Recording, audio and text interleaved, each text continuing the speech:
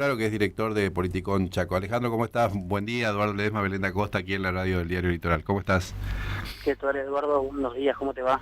Bien, ¿estás en Resistencia? Estoy ahora en Resistencia, exactamente. Muy bien, entonces acá, del otro lado del puente. Bueno, Alejandro, te consultamos para ver qué podemos decir en estos días que lleva el gobierno nacional, con sus dichos, con sus números, sobre todo después de la cadena nacional, y cómo se ve eso, cómo están viendo ustedes, y en todo caso, si están haciendo algún trabajo, cómo está viendo la gente eso que está sucediendo a nivel general, en términos económicos, políticos, sociales. Bueno, ahí justamente vos marcás una importancia fundamental que hay que poder separar del análisis, digamos, que tiene que ver, por un lado, la visión del gobierno nacional, del presidente particularmente, y lo que se vive en la sociedad, ¿no? La cadena nacional de hace unos días marcó una ratificación del programa económico del gobierno nacional. El presidente celebró este número de superávit fiscal que alcanzó en el primer trimestre, que es un número que es importante, es valioso, si uno lo mira desde un punto de vista algo aislado, digamos, y únicamente observar los números, pero por supuesto que ese superávit tuvo un costo, ¿no? Que el costo es justamente lo que se observa y lo que se vive en la economía real, en la economía de los ciudadanos, digamos, de los habitantes de todo el país.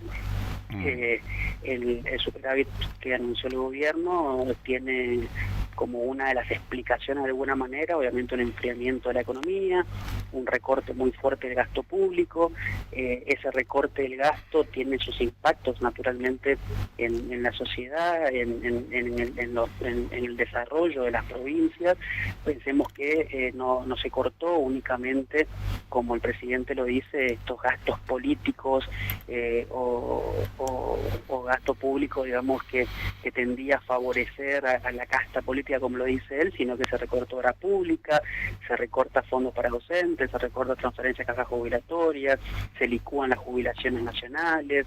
Entonces, en el fondo de todo eso tenemos una situación macro que se está acomodando, que está teniendo los resultados que el gobierno estaba buscando, con superávit por un lado y con una desaceleración en el ritmo de crecimiento de la inflación, que es bastante considerable y que seguramente podamos llegar a una inflación de un dígito en el corto plazo, pero del otro lado obviamente se esconde esta situación, ¿no? Como usted decía antes, de una economía real altamente depreciada, en donde obviamente el poder de compra de los ciudadanos está por el piso, el consumo está cayendo, los niveles de inversión y de ahorro naturalmente tampoco están en buenos niveles a partir justamente de una economía que está enfriada. Entonces la pregunta que surge de alguna manera es cómo esto va a ser sostenible en el tiempo, ¿no? Bueno, ahí está la pregunta clave, digamos, que se están haciendo todos los economistas, y que yo me la permito hacértela a vos también. ¿Es viable a futuro esto?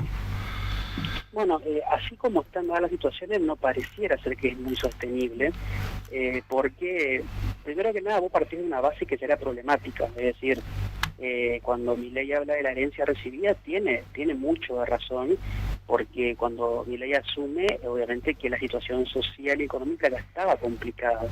Entonces, con todo lo que se hizo en estos meses, que justamente fue profundizar una crisis económica, en pos de solucionar algunas de las variables de la macro que te permitan de alguna manera ordenar tu economía, vos necesariamente tenés que tener una presencia del Estado para poder contener sobre todo los sectores más vulnerables y también, por ejemplo, a las pymes y a la producción nacional, para que cuando vos termines de acomodar justamente estas variables económicas, después se pueda apuntar a un crecimiento que sea sostenido y sostenible. Eso es lo que no estamos viendo hoy, justamente, ¿no? De hecho, cuando el lunes Milei habla de profundizar este camino del recorte del gasto y de terminar con el Estado presente bajo el concepto que usaban otros gobiernos anteriormente, básicamente lo que está anunciando es el corrimiento del Estado de la cuestión social.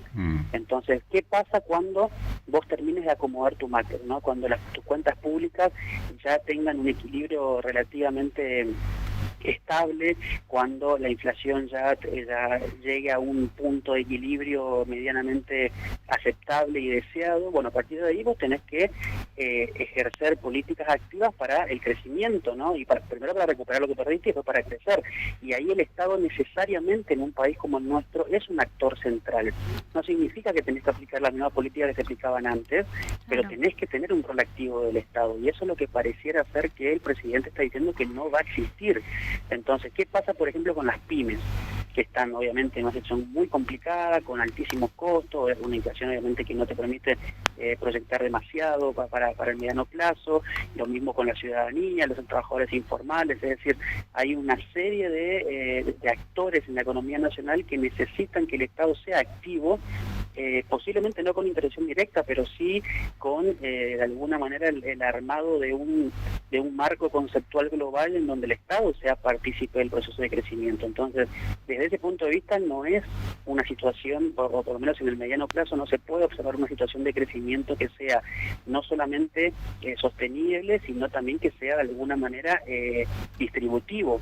Si vos dejás a la plena libertad de alguna manera del mercado el proceso de crecimiento de la economía, si es que llega ese proceso, seguramente van a salir ganando los que hoy están mejor, y los que hoy están mal van a seguir estando mal, y a veces quizás en algún caso profundizando su situación. Claro. Entonces no es un panorama que uno pueda pintar como altamente positivo. Y esto va más allá de los manuales de economía, ¿no? El presidente constantemente hace mención a teorías, a teoremas, a principios, etcétera, que está muy bien desde la teoría, pero la Argentina tiene características particulares que hacen justamente que el Estado no pueda desentenderse de la cuestión social, sobre todo porque históricamente el Estado fue de alguna manera el motor que impulsó los crecimientos económicos. Después, obviamente hubo errores, hubo un montón de cosas que se hicieron mal, pero no se puede desentender justamente el Estado de su función social y de su función económica en términos de crecimiento y procurando justamente alcanzar un desarrollo deseado con también cierto nivel de igualdad, ¿no? Y que no se concentre únicamente en algunos pocos el crecimiento. Claro. Alejandro, ¿cómo ves que impactó institucionalmente la marcha, por supuesto, universitaria del día martes? Y más allá de los titulares, ¿no? De lo que pensamos, de lo que puede haber dicho Milei y todo esto, ¿cómo crees vos que podría haber impactado en el gobierno? Y si hay alguna medición, por supuesto. ¿Hay alguna qué, perdón? ¿Hay alguna medición sobre, no sé, encuestas, algo, estadísticas vinculado con ese tema? Sí, la verdad que desconozco las mediciones, seguramente las hay, pero no las he visto. Sí, lo que me parece es que todavía el gobierno, desde el punto de vista, como vos decías, no institucional, ha hecho oído sordo a la marcha, en el sentido de que, por ejemplo, ayer ya tuvimos un episodio en el Congreso, en donde la agenda política que se marcó en la calle a partir de la manifestación del otro día, después no se plasmó en la agenda política, más allá de que podamos pensar de que hubo cierto aprovechamiento de algunos sectores y demás. Obviamente que, a ver, lo que pasó el otro día es una muestra muy fuerte de que hay temas muy sensibles en la sociedad y que ningún gobierno puede venir con una especie de cheque en blanco a hacer lo que quiera con cualquier tema. La cuestión de la universidad, de la educación pública en general, así como otras áreas, digamos, dentro del Estado, son muy sensibles porque son transversales a la sociedad. No es un interés de la clase alta o de la clase baja o de la clase media, es decir, justamente lo que vimos en todo el país el martes es una prueba de eso. No, pero además eso está acompañado por números, Alejandro, es decir, el 80-81% de la gente que egresa como profesional en este país sale de la universidad pública, digamos, no hay mucho margen ahí. Esto abona totalmente el esquema de transversalidad del que hablaba, digamos, ¿no? Y esto es incontrastable porque esto es dato, digamos, no es relato. Exactamente, bueno, justamente ahí está el eje de la cuestión, obviamente que la situación se dio a partir de un gobierno que de hecho de alguna manera plasmó mal el tema, el debate, lo planteó mal. Entonces es de alguna manera era previsible, era esperar una reacción como la que hubo, y me parece que si el gobierno avanza en algunos temas, sobre todo con la retórica con la que lo hace, porque el gobierno de Milei en el fondo es igual que el kirchnerismo en términos de los modos, ¿no? Lo que critican en los modos es muy parecido, entonces eso te genera una reacción naturalmente en la calle, además de las cuestiones de fondo. Entonces me parece que va a haber, a lo largo por lo menos de este año, creo que va a haber situaciones relativamente similares en donde justamente la calle le va a marcar un punto de límite al gobierno de Milei en la medida que el gobierno continúe con una agenda política muy ciega, muy enceguecida, muy encerrada en su propia retórica, en su propio marco ideológico, y obviamente eso va a generar que haya constantemente retrocesos, idas y vueltas, digamos, sobre una cuestión, y obviamente hay que ver qué pasa con la cuestión de las universidades, porque por un lado tener la cuestión presupuestaria que la tiene que resolver el Congreso, que seguramente va más tarde o más temprano va a lograr un resultado, y también, por supuesto, desde el punto de vista de la política pública en general, en donde el corrimiento del debate tiene que ser justamente sobre, vamos a analizar qué tan eficientes son las universidades, digamos, que de último podría ser válido, pero no en los tonos en lo que plantea el gobierno nacional. Y eso puede pasar con muchos temas acá en adelante, sobre todo también en base a cómo termina siendo el resultado de la votación de vuelta de la ley base, ¿no? Que todavía está ahí en el veremos, todavía hay constantes idas y vueltas, no hay una resolución final todavía, pero va a ser quizás un punto central para analizar el resto de la agenda política del año. Alejandro, esto ya más como asesor, ¿no? ¿Quién imaginaría que hoy en Argentina estaríamos hablando en estos términos en las que el presidente dice las cosas que dice? Bueno, ayer habló, recién Eduardo hizo ahí un punteo de cuáles fueron las frases más sorprendentes. Vos como asesor, ¿lo hubieses recomendado en algún momento? ¿Cuál es tu análisis ahí? ¿Crees que hay que cambiar las formas de hacer política? Si me tocase a mí la tarea, si tuviese 5 minutos con el presidente, le diría que tiene que cambiar completamente su forma de gobernar y su forma de comunicar, sobre todo. Como un poco de lo que te decía antes, digamos, en los modos, el presidente Milei y los referentes del gobierno nacional no son muy distintos a lo que fue la etapa más álgida del kirchnerismo, ¿no? ¿Por qué? Porque en ambos costados, pero sobre todo en el de Milei, se observa que hay como, ante todo, ¿no? Como el principio fundacional de su construcción de poder, está una supuesta superioridad moral. Es decir, el presidente constantemente deslegitima a aquel que le hace un planteo que no va en línea con lo que piensa, pero en el fondo de lo que dice o de lo que escribe justamente se observa eso, ¿no? Realmente él cree que moralmente es superior y de hecho en la cadena nacional habló de la moralidad, que es un ajuste moralmente deseable lo que se estaba haciendo. Entonces me parece que eso no corresponde, no en Argentina solamente, en ningún país del mundo vos podés pensar que sos de alguna manera un ungido por Dios y que no hay nada que vos digas que pueda ser contradecido sin que se te tilde de ridículo o de imbécil, como dice el presidente. Sobre todo porque él por un lado plantea la superioridad moral y por el otro lado no es aplica el mismo veneno, digamos, que le reclamaba al kirchnerismo, por ejemplo, podríamos decir uno que es el más grosero de todos, el sometimiento por la billetera a las provincias, a los gobernadores, ¿no? Claro, bueno, en ese punto hay un tema muy muy interesante que seguramente va a ser un caso de análisis, un caso de estudio, te diría, dentro de un tiempo. Porque lo que pasa con Milei y las provincias, no hay un sometimiento a la billetera como hubo en otros gobiernos nacionales. Directamente lo que tiene Milei con las provincias es un completo desconocimiento y un completo desinterés por las cuestiones provinciales. ¿Por qué? Porque en el fondo del pensamiento económico y político de Milei, las provincias no son preexistentes a la nación, como lo marca la Constitución. Las provincias no son entidades de alguna manera formadoras del Estado Nacional. Las provincias son un lastre para ellos. El Estado Nacional o la nación, entendida justamente como un actor político, es el único que tiene validez para poder dictaminar acciones, medidas y demás, y las provincias lo que tienen que ser de alguna manera son meros cumplidores de acciones que se toman desde el poder central. Pero entonces, me cuesta, comparto con vos esa parte, no me parece porque las transferencias a las provincias tendieron a cero, digamos, básicamente, y él se jacta del 75-85% de quita en las transferencias, no hay obra pública, los fondos con asignación específica también dejó de mandar, y los que debe, porque está obligado por ley, no solamente le aplica la motosierra y la licuadora, sino que también en el caso, por ejemplo, de las cajas previsionales, le aplica también la bicicleta bajo pretexto de auditoría, digamos. Entonces también, y los gobernadores están ahí como medio entrampados, porque están negociando la ley de base a cambio de fondo, digamos. Entonces, claro, la dinámica no es muy distinta. Claro, ahí estamos completamente de acuerdo, Eduardo. Es cierto, esto lo que decía es cierto. Ahora, ¿por qué yo digo que no es tan parecido con otras épocas? Porque hasta hoy, por lo menos hasta hoy, no hubo un intercambio. Es decir, Milei no le dio nada extra a alguna provincia a cambio de un favor político. Entonces, lo que no existe hoy es un canal de comunicación abierto de intercambio de favores.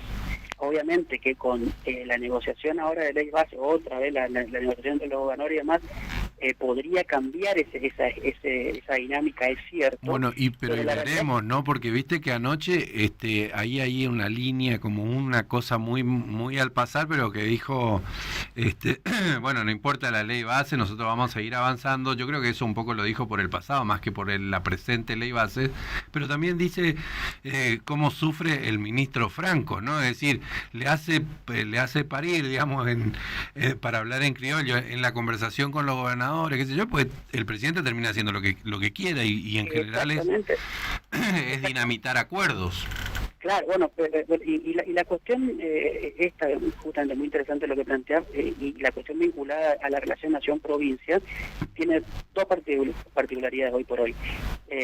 Por un lado, no tenés un interlocutor que sea válido, porque el ministro Franco, el ministro político, que después cuando llega a la mesa con Caputo y Milei le dice, che, mira, estoy logrando los acuerdos, no te damos a nada, le dice. Pero por otro lado, específicamente en la situación de la discusión por la ley bases, en las negociaciones con las provincias, hoy por hoy la situación es muy parecida a la del huevo y la gallina. ¿Por qué? Porque los gobernadores, o un sector dice, los gobernadores van a ceder a los planteos de Milei respecto a la ley para votarla, a cambio de que con eso se empiecen a llegar fondos y otros acuerdos que se hagan que beneficien a la provincia. Pero del otro lado, podés tener también la posición del gobierno nacional de decir, las provincias no me ceden a la aprobación, voy a tener que yo ceder antes de mi parte.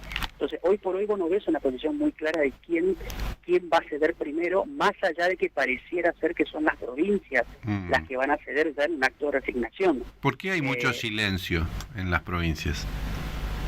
Y yo creo que están jugando a este juego de la incertidumbre respecto a que no pueden dar un paso en adelante porque no saben qué tienen del otro lado.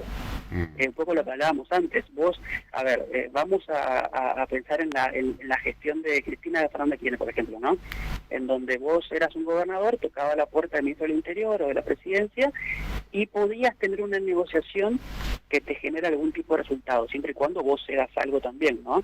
Ahora, vos no tenés esa puerta de donde tocar, porque la única puerta que tenés es, como te decía antes, un interlocutor que no tiene el poder político de poder negociar por sí mismo, porque cuando llega para arriba, todo el tiempo le están bloqueando, digamos, los eventuales acuerdos o borradores de acuerdos que uno pueda presentar. Entonces, hoy está callado porque no sabes cómo jugar.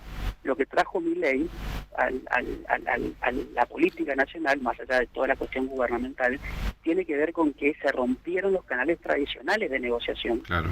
Entonces, hay muchos gobernadores que hoy no saben ya para qué lado o qué tipo de diálogo, de negociación, de puente tenés que tender, porque no encuentran una respuesta del otro lado. Hay un abroquelamiento del poder central, obviamente en la figura sobre todo de Milei y de Caputo, en donde las decisiones se toman ahí, y después vos como actor de la economía, ya sea empresario, ya sea gobernador, ya sea sindicalista y demás, tenés que de alguna manera jugar con lo que te tiran, pero no sos vos como actor económico partícipe de las decisiones que se toman. Entonces, si vos no podés jugar al mismo juego de siempre, naturalmente estás medio perdido.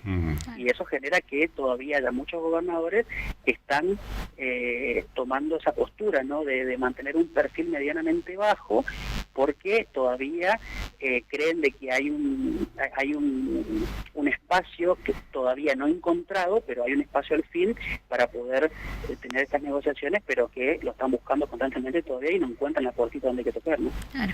Alejandro, finalmente, ¿cómo ves a la Argentina y puntualmente con respecto a esto, puertas para afuera, ¿no? En sus vínculos internacionales? Sabemos que por ahí hay algunas cuestiones con el presidente brasileño, ida y vuelta. ¿Cómo analizás ahí el vínculo y el rol de Javier Milei también en todo esto?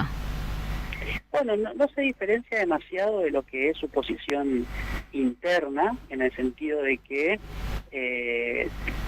los socios internacionales de la Argentina son los que comparten la ideología política e ideología existencial y moral que tiene el presidente, y así lo manifiesta él.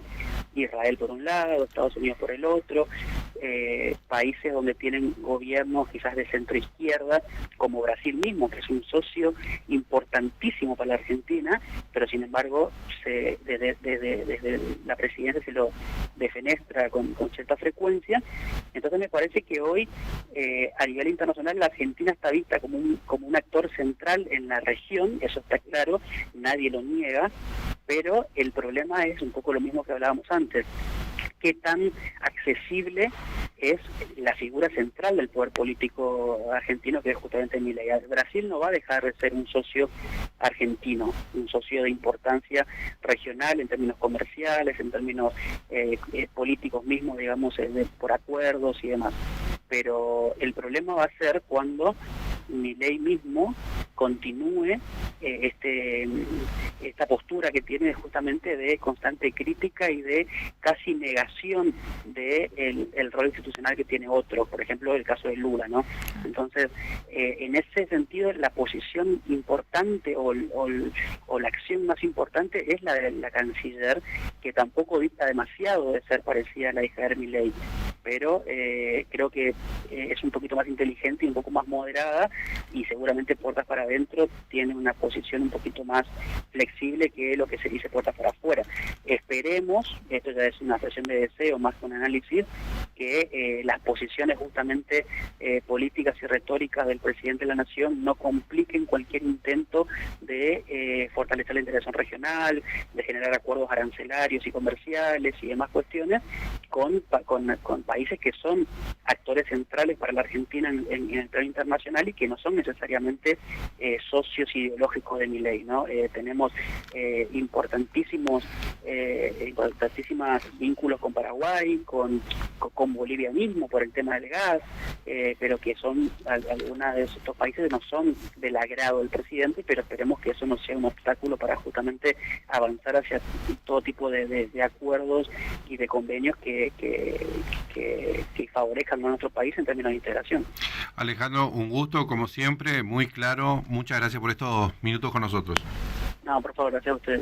Alejandro Pegoraro es director de Politicón Chaco, que es una consultora de la vecina provincia del Chaco y que, bueno, entiende con todos estos asuntos y nos ayuda un poco también a clarificar posiciones